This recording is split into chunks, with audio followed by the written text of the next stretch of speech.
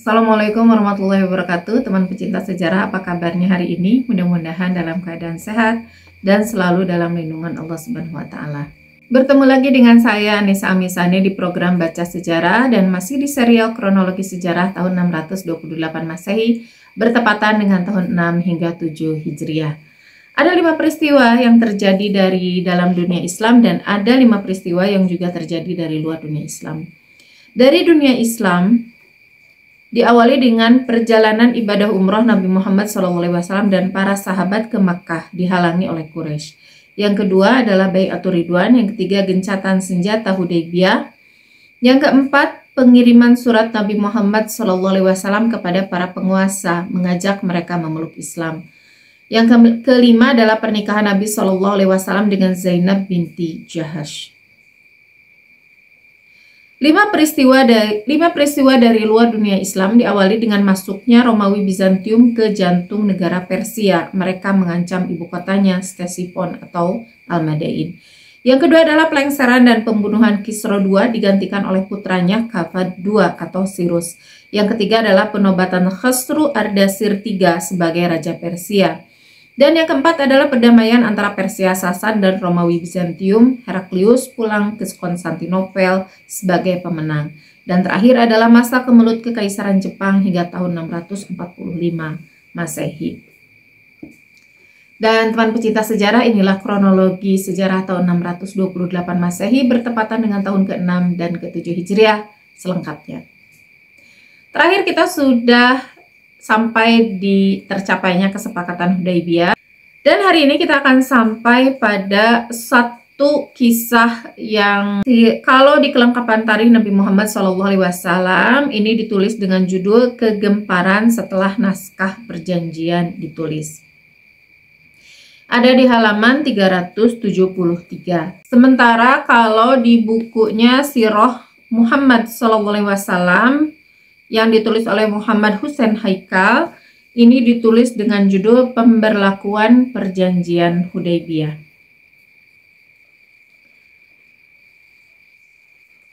Yang di sirahnya Hussein Haikal itu ada di halaman 457 ya.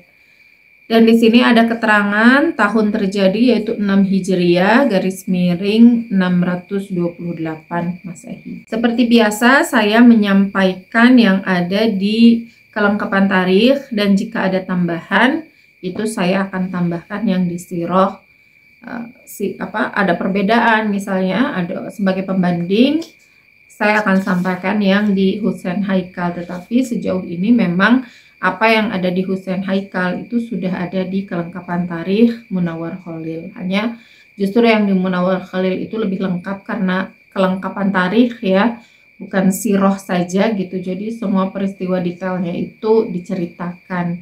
Maka apa yang ada di sirahnya Hussein Haikal itu sudah termaktub di dalam bukunya kelengkapan tarikh Munawwar Khalil. Baik, sekarang kita masuk ke dalam kisah apa yang terjadi sesudah perjanjian itu ditulis. Setelah ada basa-basi berpamitan ya antara Suhail bin Amr dengan Rasulullah SAW, maka Suhail bin Amr itu keluar dari kemah Rasulullah SAW disusul oleh para delegasinya. Sementara para sahabat itu ada yang masih berdiam ya, ada yang beranjak juga menyusul keluar, ada juga yang masih diam di sana merenungi apa yang sudah ditandatangani gitu. Meskipun mereka tidak bisa berbuat apa-apa, tetapi ada 1-2 sahabat termasuk Umar bin Khattab ya kemarin sudah diceritakan yang menyesalkan adanya perjanjian itu, yang merasa bahwa perjanjian itu sangat berpihak. Dan secara kasat mata juga kita dapat melihat ya bagaimana berat sebelahnya perjanjian tersebut. Nah itu sudah dibahas pekan kemarin. Suhail bin Amr itu keluar dari kemah. Hanya saja baru saja keluar ternyata di luar itu sudah terjadi keributan. Keributan yang terjadi adalah ada seorang pemuda. Pemuda ini bernama Abu Jandal. Abu Jandal ini ia datang kepada Rasulullah untuk menyatakan diri ikut ke Madinah untuk berhijrah. Karena ternyata dia sudah masuk Islam. Dia ingin laporan kepada Rasulullah, melaporkan bahwa ia sudah masuk Islam. Sudah beberapa lama, tetapi belum ada kesempatan untuk berhijrah karena ia memang dihalangi oleh ayahnya. Ayahnya ini adalah seorang tokoh, seorang pembesar Quraisy yang menghalangi dia untuk berhijrah. Dan nama tokoh ini adalah Suhail bin Amr, orang yang baru saja keluar dari tendanya Rasulullah Sallallahu Alaihi Wasallam.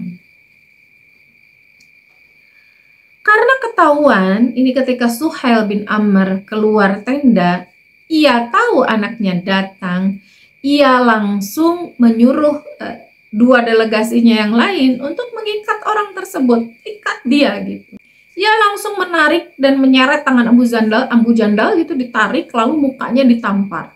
Karena itu ia berteriak, wahai Rasulullah, minta tolong, maksudnya kepada Rasulullah. Lalu para sahabat dan Rasulullah SAW keluarlah dari kemah melihat apa yang terjadi. Lalu Abu Jandal itu dengan tangannya itu ditarik ya, diseret oleh Suhail dan juga ditampar, itu dilihat oleh para sahabat. Apa yang terjadi gitu? Ya, para sahabat yang baru keluar dari kemah itu belum mengerti kan.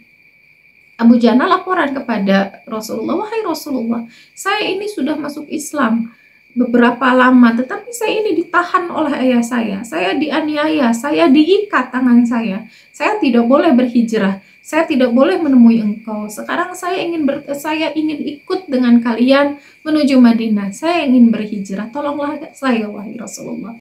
Ia juga meminta kepada saudara-saudaranya sesama muslim. Apakah saudara-saudara kaum muslimin sampai hati melihat saya dipulangkan? Ia melapor sambil menangis gitu ya. Minta tolong supaya ia diselamatkan dari ayahnya.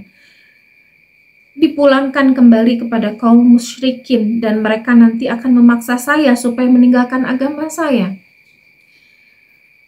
Tapi langsung belum selesai ada sahabat yang menjawab, Suhail bin Amr langsung menimpali perkataan putranya itu. Baru selesai Abu Jandal bicara, belum ada yang menjawab, langsung ditampar lagi mukanya oleh Suhail bin Amr. Ia lalu mengatakan, hai Muhammad, inilah salah satu tanda bukti yang pertama dari buah perjanjian perdamaian antara aku dan engkau, kata Suhail bin Amr. Lalu Rasulullah SAW melihat Suhail bin Amr lalu berkata, betul engkau wahai Suhail. Dan kaum muslimin mendengar jawaban Rasulullah itu langsung gempar, berbisik-bisik, bingung juga. Jadi mereka mengutarakan kebingungan, mereka ingin menolong Abu Jandal, tetapi mereka melihat Rasulullah mendukung apa yang dilakukan oleh Suhail bin Amr, tidak memberikan gitu ya, tidak bisa membawa Abu Jandal mereka. Tetapi di sisi lain mereka juga gusar karena tidak tega melihat Abu Jandal yang tangannya diseret, kemudian mukanya juga ditampar oleh ayahnya gitu.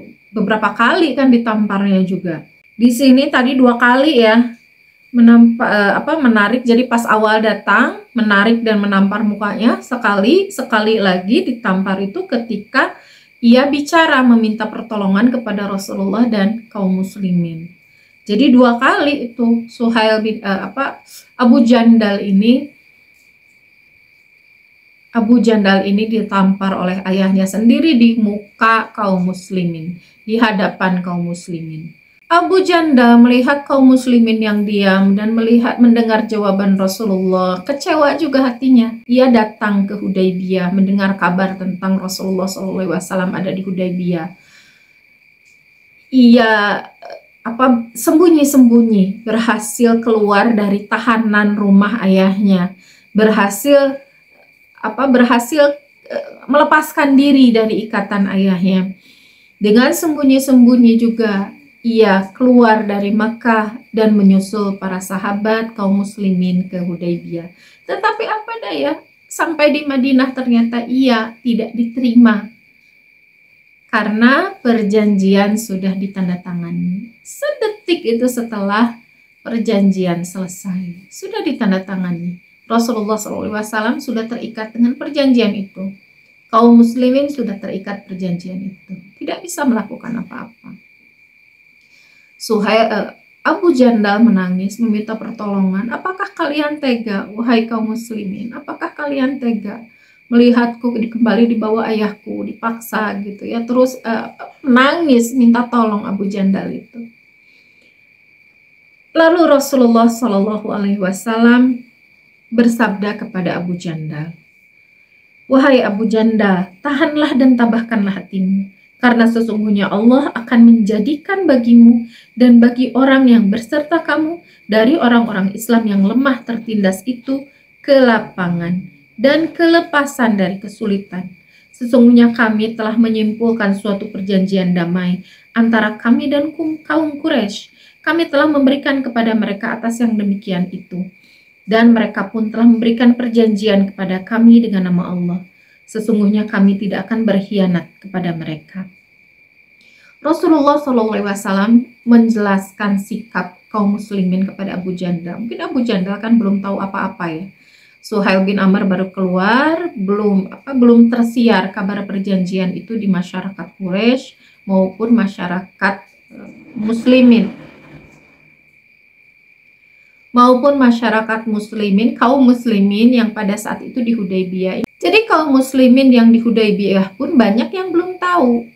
Cuma karena mereka melihat Rasulullah SAW tidak bertindak, mereka pun tidak bisa bertindak karena menunggu instruksi dari Rasulullah dan masih bingung juga dengan apa yang terjadi. Lalu Rasulullah juga termasuk juga Abu Jandal kecewa, sedih gitu ya. Kenapa para sahabat, kenapa kaum muslimin ini tidak menolong saya?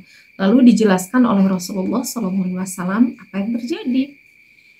Seperti tadi yang dibacakan ya, itu sabda Rasulullah terhadap Abu Jandal. Sehingga kaum muslimin dan khususnya Abu Jandal itu faham dengan apa yang terjadi. Pantang kaum muslimin itu untuk berkhianat, untuk mengingkari apa yang sudah dijanjikan. Sehingga terpaksa ia tidak berteriak-teriak lagi, ia pasrah, ia kembali dengan ayahnya kembali ke Mekah. Dan ini tentang Abu Jandal dijelaskan di sini di catatan kakinya ya. Nama Abu Jandal yang sebenarnya ialah Al-As. Ia adalah saudara lelaki Abdullah bin Suhail bin Amr. Abdullah mengikut Islam terlebih dahulu darinya. Ini ingat ya, Abdullah bin Suhail bin Amr adalah salah satu sahabat yang menyaksikan perjanjian Hudaybiyah itu ditandatangani. Jadi salah satu sahabat yang ada di dalam kemah. Kebayang ya oleh kita ya, Abdullah bin Suhail bin Amr itu ada di pihak Rasulullah, sementara ini kondisi kebatinan para sahabat yang luar biasa. Sementara para sahabat yang ada di situ bersama Rasulullah itu kesal dengan sikap ayahnya Abdullah, gitu. Yaitu Suhail bin Amr. Jadi Suhail bin Amr ada di posisi yang bertentangan dengan putranya. Ketika masuk ke tenda pun kita bayangkan ya suasana hati seorang Suhail bin Amr. Anaknya sudah masuk Islam, sekarang berada di pihak musuh. Itu suara hati Suhail bin Amr seperti itu. Bahkan ia melihat sendiri Abdullah putranya yang telah lebih dulu masuk Islam itu ada di situ, di pihak Rasulullah SAW, menyaksikan dirinya juga, gitu, dan tidak suka juga dengan draft yang ia bawa. Tetapi ya memang Allah itu lebih utama, dan Abdullah bin Suhail bin Amr bukan tidak menyayangi ayahnya Suhail bin Amr yang pada saat itu ada di hadapannya, bukan tidak rindu juga gitu ya, secara manusiawi rindu juga ya terhadap ayahnya. Hanya saja kan keimanan itu lebih utama. Apalagi pada saat itu Suhail bin Amr itu sedang menjadi musuhnya kaum muslimin. Maka apa yang menjadi musuh Allah, maka itu menjadi musuh dia juga. Apa yang menjadi musuh Rasulullah, maka itu menjadi musuh dia juga. Maka rasa cinta terhadap ayahnya sebagai keluarga, sebagai ikatan darah ya, itu menjadi jauh ada di bawah kecintaan ia terhadap Allah dan Rasulnya. Luar biasa ya. Kalau kita ada di posisi itu gitu, kita mungkin ya udah galaunya segimana lah, terbayang ya. Tapi para sahabat itu ya sudah gitu, Allah dan Rasul dulu, baru nanti ayah gitulah ya, baru nanti kesekian gitu ya. Karena ayahnya dalam keadaan kafir, bahkan sebelum cinta kepada ayahnya, ia harus lebih dulu cinta kepada kaum muslimin. Kalau urusan dalam agama gitu ya, urusan dalam agama. Ini kan perjanjian Hudaybiyah, ini masuknya urusan dalam agama. Maka hatinya itu tentu saja ada bersama Rasulullah dan kaum muslimin. Kita kembali ya. Nama Abu Jandal yang sebenarnya ialah Al-As. Ia saudara laki-laki Abdullah bin Suhail bin Amr.